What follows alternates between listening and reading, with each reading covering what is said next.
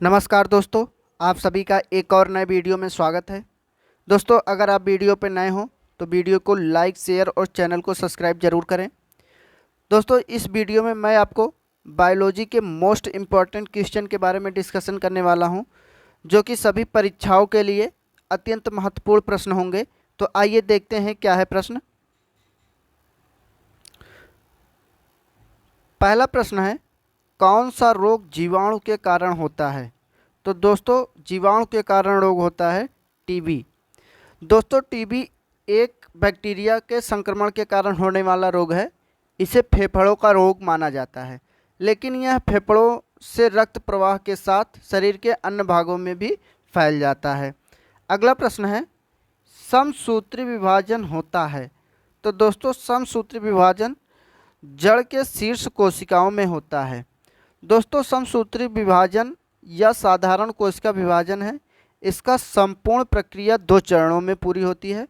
प्रथम चरण में कोशिका के केंद्रक का विभाजन होता है तथा दूसरा कोशिका द्रव्य का विभाजन होता है।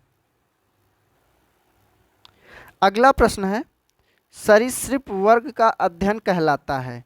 तो दोस्तों, सरीसृप का अध्ययन कहलाता है हर्पिटोलॉजी। अगला प्रश्न है, लीवर में भविष्य के लिए कौन सा विटामिन भंडारित होता रहता है? तो दोस्तों, लीवर में भविष्य के लिए विटामिन ए भंडारित होता रहता है।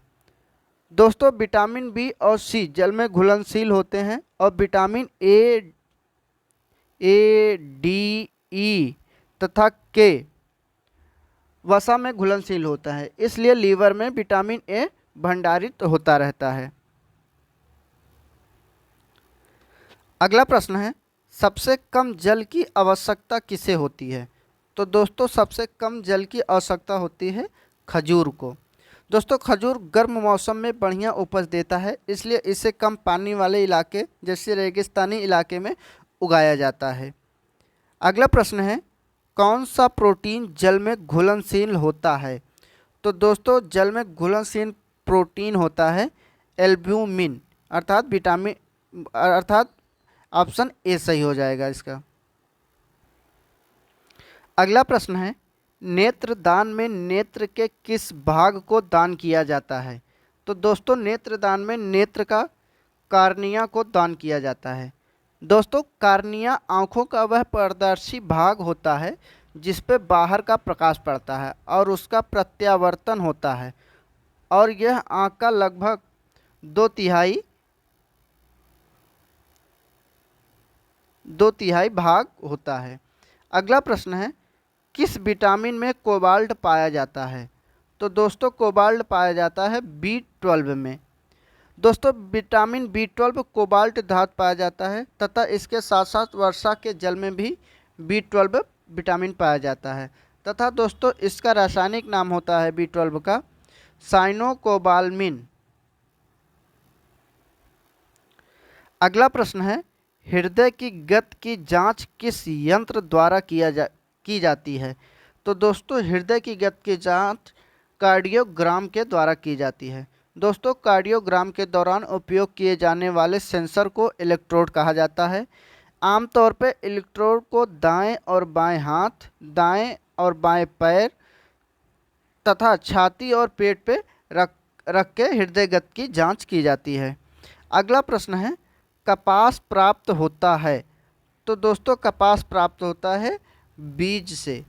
दोस्तों, कपास रेशा एक प्राकृतिक रेशा होता है जो कपास के बीज से प्राप्त होता है। अगला प्रश्न है, शुक्राणु का निर्माण कहाँ होता है? तो दोस्तों, शुक्राणु का निर्माण होता है वृषण में। दोस्तों, शुक्राणु का उत्पादन वृषण में होता है और इसके परिपक्व होने में लगभग 72 दिन का समय लगता है। उसके बाद परिपक्व शुक्राणु गतिशीलता प्राप्त करने के लिए वृषक से अधिवृषक में चला जाता है। अगला प्रश्न है, शरीर की सूक्ष्मतम इकाई क्या है? तो दोस्तों, शरीर की सूक्ष्मतम इकाई होती है कोशिका।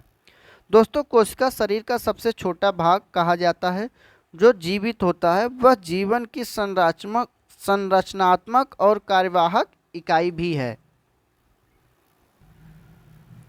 अगला प्रश्न है, अंडे के किस भाग में प्रोटीन की सबसे अधिक मात्रा पाई जाती है या होती है? तो दोस्तों अंडे के योक भाग में सबसे ज़्यादा प्रोटीन पाई जाती है। दोस्तों अंडे के सफ़ेद भाग में भरपूर मात्रा में प्रोटीन, एसेंशियल अमीनो एसिड और विटामिन पाया जाता है, जो शरीर के लिए बेहद ज़रूरी पोषक तत्व माना जाता है। अगला प्रश्न है, मनुष्य को सर्वाधिक ऊर्जा प्राप्त होती है? तो दोस्तों मनुष्य को सर्वाधिक ऊर्जा वसा से प्राप्त होती है। दोस्तों वसा मांस और वनस्पति समूह दोनों प्रकार से प्राप्त होती है। इससे शरीर को दैनिक कार्यों के लिए शक्ति प्रदान होती है। अगला प्रश्न है, शरीर में वसा का संग्रहण मुख्यतः कहाँ होता है? तो दोस्तों शरीर में मुख्यतः वसा का संग्रहण चर्बी या वसा ऊतक में होता है। अगला प्रश्न है, पुष्प किसका रूपांतरण होता है? तो दोस्तों पुष्प रूपांतरण होता है प्रांकुर का। दोस्तों प्रांकुर वनस्पति में बीज का वह अगला भाग होता है जिससे पत्तियां, शाखाओं आदि का अंकुरण आरंभ होता है। अगला प्रश्न है, किस रोग का पता लगाने के लिए एलिसा परीक्षण किया जाता है? तो दोस्तों एलिसा परीक्षण किया जाता है एड्स रोग को पता लगाने के लिए। अगला प्रश्न है, पुष्पों के खिलने एवं बंद होने की क्रिया क्या कहलाती है? तो दोस्तों पुष्पों को खिलने और बंद होने की प्रक्रिया अनुकुंचन कहलाती है। दोस्तों हाथ से छूने पर अथवा सूर्य के डूब जाने पर कुछ पौधों की पत्तियों का संकुचन होना अनुकुंचन कहलाता है। आंवला, चिरैता, अमलतास ऐसे कुछ ही अन्य पौधों की पत्तियां सूर्य के डूबते ही संकुचित होने लगती हैं। अगला प्रश्न है, दाढ़ी मूंछों का निकलना किस हार्मोन से संबंधित है? तो दोस्तों दाढ़ी मूंछों का निकलना टेस्टोस्टेरोन हार्मोन से संबंधित होते हैं। अगला प्रश्न है, लकवा किस विटामिन के कमी के कारण होता है? तो दोस्तों लकवा विटामिन B12 के कमी के कारण होता है। दोस्तों लकवा शरीर में विटामिन B12 और बी कॉम्प्लेक्स की कमी के कारण होता है। यह पूरी तरह से जीवन शैली में आए बदलाव के साइड इफ़ेक्ट होते हैं। अगला प्रश्न है, किस विटामिन के कमी के कारण बाल सफ़ेद होते हैं? तो दोस्तों बाल सफ़ेद होने का कारण विटामिन B12 है।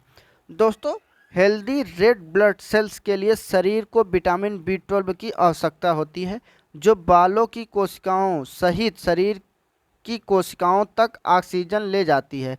इस विटामिन के कमी के कारण कोशिकाएं कमज़ोर हो जाती हैं, जिससे बाल सफ़ेद पड़ जाते हैं। अगला प्रश्न है, लाल रक्त कण कहाँ उत्पन्न होते हैं?